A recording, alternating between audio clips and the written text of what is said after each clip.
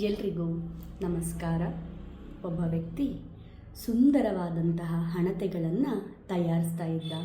ಹೀಗೆ ತಯಾರಿಸಬೇಕಾದ್ರೆ ಒಂದು ಹಣತೆ ಎಷ್ಟೇ ಪ್ರಯತ್ನ ಪಟ್ಟರೂ ಕೂಡ ಸರಿಯಾದ ರೂಪವನ್ನು ತೆಗೆದುಕೊಳ್ತಾ ಇರಲಿಲ್ಲ.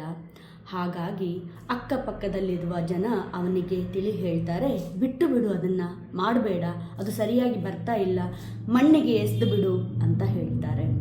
ಆವಾಗ ಅವನು ತಾಳ್ಮೆಯಿಂದ ಇದ್ದು ಅದಕ್ಕೆ ಮತ್ತೆ ನೀರನ್ನು ಸವರಿ ಒಳಗಿನಿಂದ ಸಪೋರ್ಟ್ ಕೊಟ್ಟು ಹೊರಗಿನಿಂದ ಇನ್ನೊಂದು ಸ್ವಲ್ಪ ಪ್ರೀತಿಯಿಂದ ಅದನ್ನು ತಯಾರಿಸ್ತಾನೆ.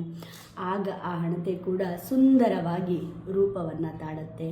ಹಾಗಾಗಿ ಶಿಕ್ಷಕರೇ, ಶಾಲೆಯಲ್ಲಿ ಓದಿ ಇರ್ತಕ್ಕಂತಹ ಮಕ್ಕಳು ಸ್ಲೋ ಲರ್ನರ್ಸ್ಗಳನ್ನು ನಾವು ನೋಡಿ ಹೇಳ್ತೇವೆ, ನೀನು ದಡ್ಡ, ನಿನ್ನ ಕಡೆಯಿಂದ ಆಗೋದೇ ಇಲ್ಲ ಅಂತ. ಆದರೆ ಅವರಿಗೆ ಬೇಕಾಗಿರುವುದು ಮೇಲ್ಗಡೆಯಿಂದ ಶಿಸ್ತಿನ ಮಾರ್ಗದರ್ಶನ, ಒಳಗಡೆಯಿಂದ ಸ್ವಲ್ಪ ಪ್ರೀತಿ. ಇವೆರಡನ್ನು ನಾವು ಕೊಟ್ಟರೆ ಆ ಮಕ್ಕಳು ಕೂಡ ಸುಂದರವಾದ ಹಣತೆಯಂತೆ ತಯಾರಾಗ್ತಾರೆ. ಹೀಗಾಗಿ ನಮ್ಮ ತಾಳ್ಮೆ ಒಂದು ಮಗುವಿನ ಭವಿಷ್ಯವನ್ನು ರೂಪಿಸುತ್ತದೆ. ಹೀಗಾಗಿ ದಿನಕ್ಕೊಂದು ಬದಲಾವಣೆ. ನಮಸ್ಕಾರ.